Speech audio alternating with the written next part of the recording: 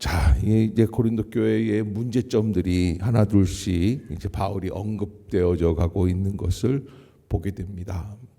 고린도 교회원들이 파당을 하면서 분당을 하면서 나는 바울파다, 나는 아볼로파다 이렇게 이야기하고 있는 그 근본 원인은 무엇이냐? 판단한다는 거예요. 바울이라고 하는 목회자, 아볼로라고 하는 목회자가 과연 옳으냐 틀리냐 비교해 보는 거죠. 그래서 이런 판단에 대해서 바울은 오늘 4장에서 말씀을 하고 있어요. 사람은 누구나 밥을 먹으면 이 밥이 맛있는지 맛없는지 식당에서 밥을 먹을 때도 햅쌀로 지은 밥은 같아요 달라요? 다르죠. 맛이 달라요. 딱 입에 들어가는 순간부터 아주 그냥 밥이 고슬고슬한 게 그냥 아주 맛있어요. 그런데 옛날 쌀로 하면은 이 묵은 쌀 같이 힘이 없다는 거예요. 그렇게 우리가 느껴지는 거 아니겠어요? 그 느껴지는 것을 어쩔 수가 없는데 신앙 안에서는 그런 판단들이 매우 조심스러운 일들이다라는 것을 우리에게 말씀해주고 있습니다. 판단하지 말라는 거예요. 왜 판단하지 않느냐? 하나님께서 나중에 판단하실 거라는 거예요. 하나님의 판단이 기다리고 있다. 아멘. 그래서 두렵고 떨리는 마음으로 우리 각자가 스스로 하나님 앞에 서야지 되는 거예요. 이렇게 판단하려고 하는 분당해서 판단까지 가는 그 가장 중요한 요소가 하나 있어요. 그건 바로 교만입니다. 고린도 교회 성도들이 가지고 있는 교만함입니다. 그래서 우리가 교회에서 가장 활발하게 역사하는 마귀가 한 마리 있다 하면은 어떤 마귀냐? 교만하게 만드는 마귀예요. 그래서 이 교만하게 만드는 마귀의 특징이 뭡니까?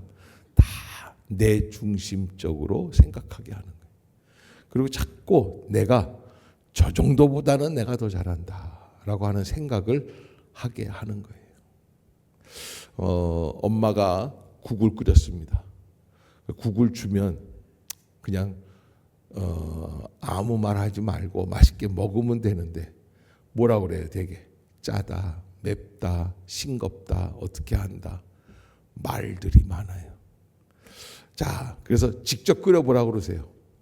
직접 끓여보면 맛이 어떻습니까? 형편없는 맛이 나옵니다.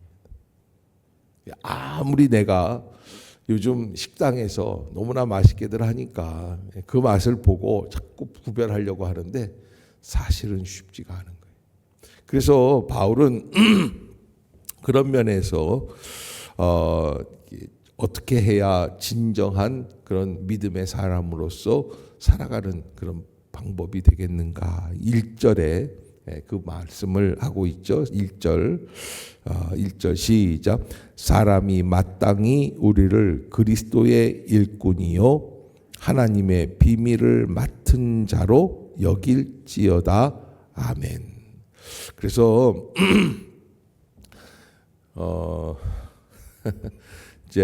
제주도에서 목회할 때인데 정장로님이라는 분이랑 제가 친하게 지냈어요. 그러니까 허물이 없는 거예요. 둘이 장난치고.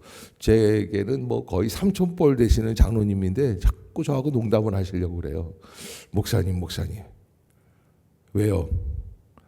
목사님들은 주의 종이라면서요. 그렇죠. 우리는 주의 자녀인데. 그럼 뭐예요? 내가 어떻게 되는 거예요? 그 장로님의 종뻘 된다는 거예요. 그러니까 똑바로 하라는 거죠. 뭐 그러면서 자꾸 이렇게 옆에서 얘기를 해요. 그래요. 그러면 뭐 할 수 없죠. 뭐 그러면서 이제 하는데 그럴 때 또 발끈하면서 무슨 소리를 그렇게 하십니까? 이러면 안 되잖아요. 예, 종놈을 좀 잘 봐주세요. 뭐 이렇게 얘기를 해야지 되는데 아무튼 여러분 이게 일꾼이다. 일꾼이다라고 하는 이 일꾼이라고 하는 이 말은 굉장히 아주 천박한 일을 하고 있는 로마 함대가 있습니다. 배너 같은 영화에서 보면은 그 옛날 함대들은 배 밑창에서 동력이 그저 모다를 돌릴 수 있는 게 아니니까 그 시대는 사람이 배를 운전을 하는데 노를 젓는 거예요. 노예들의 배를 발에다가 다 착고를 채우고 그리고서는 노를 젓습니다. 노를 저을 때 그 앞쪽에다가 북을 하나 갖다 놓고 감독관이 쫙 보면서 한 3, 40명이 되는 노예들을 쭉 보면서 북을 땅땅 칩니다. 그러면 이게 박자가 맞아야지 돼요. 내가 아무리 힘들어도 그 박자대로 노를 짓게끔 돼 있어요. 그러지 않으면 한 사람이 어긋나게 하면 배가 이상한 현상이 일어나게 돼요. 앞으로 전진을 하지 못하는 거예요. 그런 일꾼, 아주 천대한 그런 일꾼입니다. 차라리 태어나지 않는 게 더 좋을 뻔한 일꾼이에요. 그러나 바울은 그렇게 얘기합니다. 누구의 일꾼이냐? 너희들의 일꾼이 아니라 그리스도의 일꾼이다. 여러분 목회자를 볼 때 목회자가 나의 종이다라고 생각하는 사람들은 없겠지만은 아무튼 착각을 하면은 안 되는 거죠. 그리스도의 일꾼이다. 그리고 하나님의 비밀을 맡은 자로 여겨라. 그러기에 여러분 회사에서는 본사가 있습니다. 본사. 저분 누굽니까? 본사에서 나온 과장이랍니다. 근데 이 과장이 나와가지고 이 회사 사장한테 딱딱거리는 거예요. 왜 그래요? 예? 왜 과장이 사장한테 뭐라고 할 수가 있어요? 그럴 수가 있어요. 왜? 본사가 그만큼 유명한 거예요. 이 본사가 그렇게 권력이 있는 거예요. 하청준 업체에다가 막 얘기하는 거예요. 그래서 우리가 그 목회자들에 대해서 생각할 때 그리스도의 일꾼 그리고 하나님의 비밀을 맡은 자로 저 사람이 우리의 모든 상황들을 하나님께 고하고 하나님께서 주신 비밀을 또 우리에게 알려줄 수 있는 유일한 통로다. 비밀을 맡은 자로 여겨라. 그렇다는 게 아니라 그런 사람인 것처럼 생각해 달라는 거예요. 그것이 우리에게 교육자를 대하는 태도, 바른 태도가 된다. 그리고 2절 시작. 그리고 맡은 자들에게 구할 것은 이 청직이라고 하는 거 맡았다라고 하는 게 청직이라는 뜻인데 이 청직이라는 뜻은 무슨 의미를 갖고 있느냐? 하나님께서 나에게 무슨 일을 맡겨주셨다라고 하는 거죠. 그런 사람들이기 때문에 목회자들은 어떻게 합니까? 하나님 앞에서 충성해야지 되는 거예요. 그래서 두 가지가 있다는 두 가지. 그거는 사람들이 우리를 바라보는 눈이 정말 하나님의 일꾼으로서 하나님의 청지기로서 바라봐야 되고 우리 각자는 또 교육자들은 또 누구의 눈을 의식해야 돼요? 하나님의 눈을 의식해야 돼요. 그래서 하나님께 어떻게 해야 된다? 충성해야지만 된다.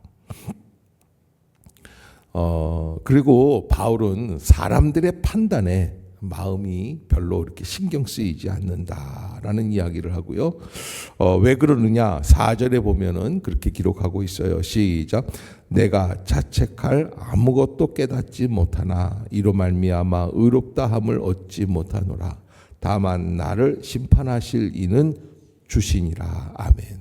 그래서 누구 앞에서의 판단이 제일 어렵습니까?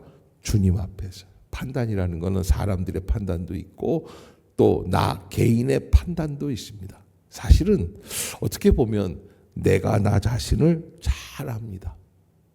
더 나아가서 주님의 판단이 있습니다.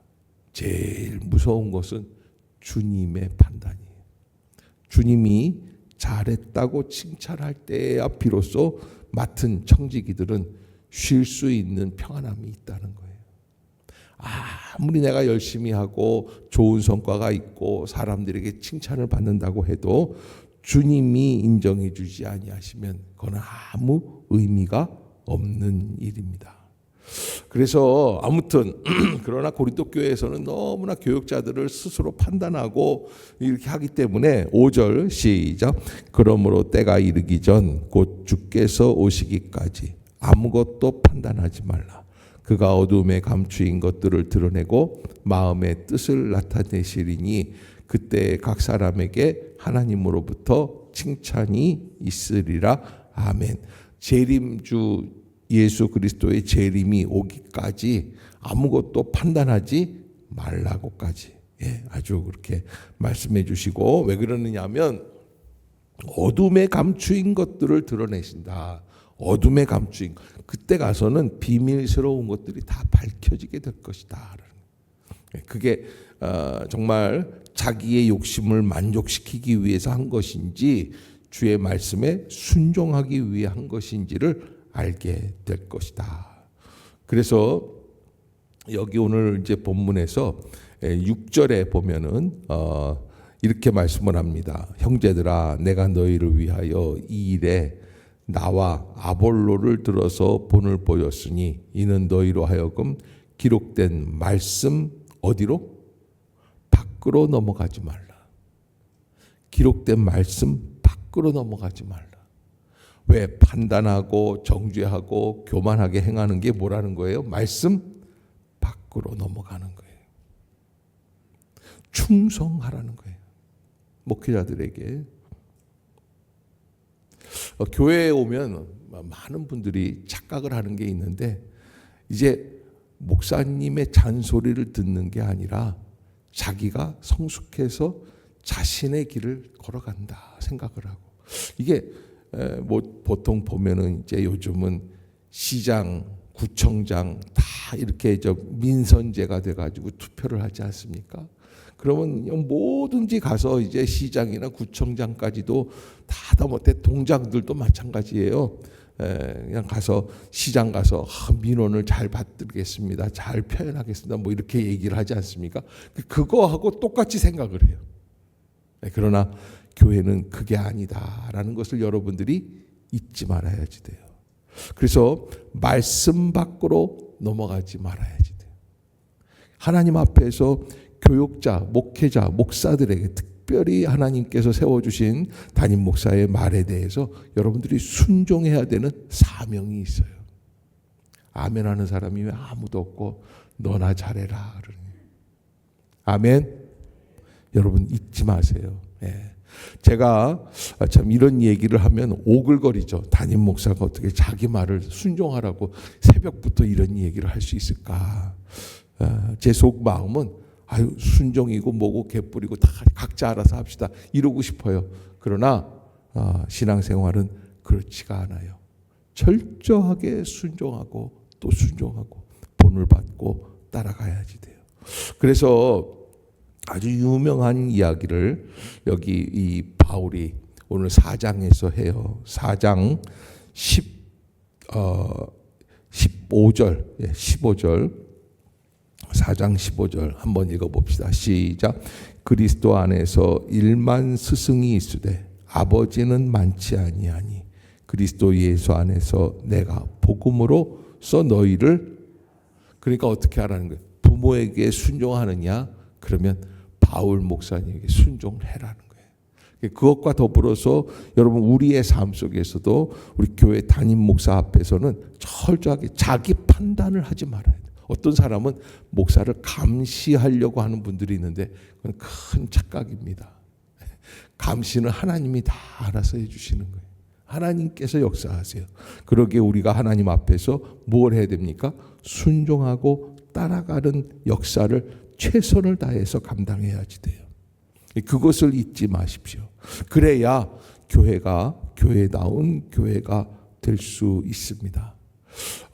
그렇지 않아도 하나님께서는 바울 사도를 어떠한 존재로 만드셨는가? 9절을 한번 볼까요? 9절. 참 이게 비참한 이야기가 있어요. 시작. 내가 생각하건대 하나님이 사도인 우리를 죽이기로 작정된 자 같이 끄트머리에 두셨음에 구경거리가 되었다. 참 이게 이 구절이 우리 목회자들에게 있어서는 참 비참한 말씀입니다. 하나님이 사도를 어떻게 놔두셨느냐?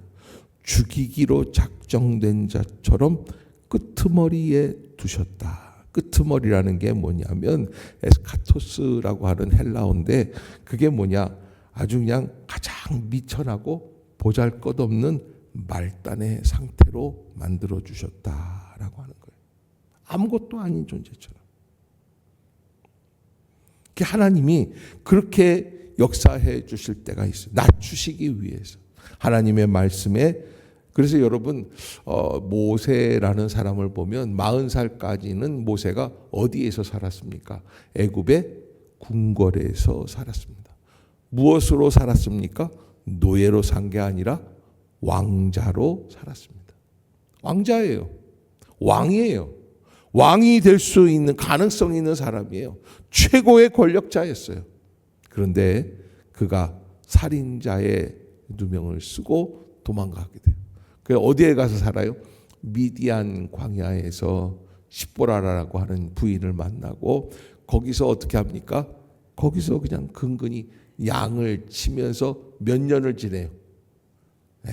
여러분 서말만 있으면 처가살이를 안 한다는 게 두 말인가 서말인가 그건 잘 모르겠는데 아무튼 쌀 두 말만 있어도 처가살이 안 한다. 왜? 그만큼 서러운 게 처가살이라는 거예요. 그런데 모세는 몇 년을 했어요? 처가살이를 40년을 했어요. 그 40년을 모세가 견뎌요. 그냥 비참합니다. 이 십보라라는 여자가 또 보통이 아닙니다. 그죠? 남편은 그냥 밟아서 완전히 찌그러뜨리는 여자예요. 그런데 그 여자 밑에서 연단을 받습니다. 그리고 80이 되었을 때 하나님이 그를 부르시고 모세야 애굽으로 가서 내 백성을 자유하게 하라. 그래서 여러분 뭐 일을 잘하느냐 못하느냐를 떠나서 하나님의 일꾼으로 쓰임 받으려면 뭐가 필요하냐면 연단이 필요해요. 근데 왜 연단이 필요할까? 하나님의 말씀을 받는 자세, 하나님의 그 말씀대로 순종하려면 연단 없이는, 고난 없이는 안 된다는 거예요. 그래서 하나님이 그를 그렇게 낮추셨어요.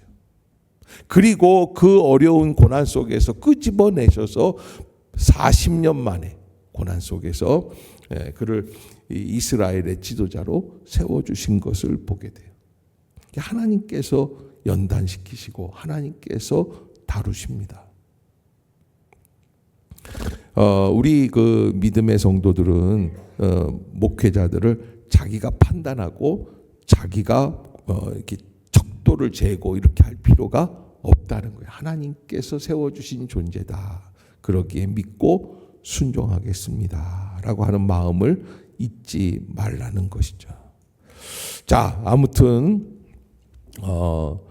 예수 그리스도 안에서 아버지와 같이 일만 스승이 많지만 아버지는 참된 아버지, 참 아버지라는 것이죠. 그래서 16절에 바울은 이렇게 이야기를 해요. 그러므로 내가 너희에게 권하노니 너희는 나를 어떤 자가 되라? 본받는 자가 되라 라고 하는 이 말씀, 본받는다는 것은 무엇이냐면 믿고 순종하고 따라가라는 거예요. 그래서 하나님의 은혜, 그리고면서 이제 바울은 디모데 목사를 고린도 교회에 파송을 하게 됩니다. 그리고 그 어려운 일들을 다 정리할 수 있도록 지금 이 디모데에게 새로운 사명을 맡겨서 보내는 것을 보게 됩니다. 이 디모데를 보내려고 하는데 걱정이 되는 거예요. 디모데가 가서 고생 많이 했어요. 왜? 고린도 교회가 보통 교회가 아니에요. 그러기에 이렇게 말씀을 하면서 고린도 교회를 다시 한번 권면했지만 끝내는 사고가 났어요. 그리고 바울이 이 고린도 전서를 쓰고는 가서 한번 그들과 한번 이렇게 했다가 부딪혔다가 너무나 어려운 일들이 많이 벌어져서 고린도 후서를 쓸 때는 그게 좀 달라지는 모습을 보게 됩니다. 아무튼 바울은 이렇게 말을 합니다. 고린도 교회에 잘난 사람들이 많은데 20절 19절부터 한번 봅시다. 19절부터 시작. 주께서 허락하시면 내가 너희에게 속히 나아가서 교만한 자들의 말이 아니라, 말들은 잘해요. 뭐 이렇게 표현하고 뭐 이렇게 하면 될 거 아니냐 그러는데 말이 아니라 뭘 보겠다는 거예요? 능력을 보겠다는 거예요. 이 능력이 뭐예요? 저 사람이 몇 킬로그램을 들 수 있는지, 몇 미터를 달릴 수 있는지, 그런 캐퍼블이라고 그러죠. 그런 능력을 보겠다는 게 아니라 그 속에 예수의 능력이 있는지 없는지를 보겠다는 거예요. 아멘. 예수의 능력, 성령의 역사가 있는지를 보겠다는 거예요. 그리고 20절 시작.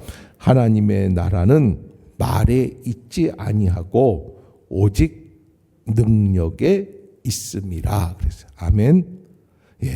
말에 있지 않고 말로는 뭘 못하겠어요. 그러나 머리로 믿는 게 아니고 말로 다 이루어지는 게 아니라 하나님의 역사, 하나님의 능력 안에 담겨 있다라고 하는 것. 이 바울의 권면을 잊지 말고 기억하고 믿음으로 승리하는 모든 성도들이 되시기를 주의 이름으로 축복합니다. 내일 우리 박광호 집사님 붙인 우리 발인 예배를 교회에서 드립니다.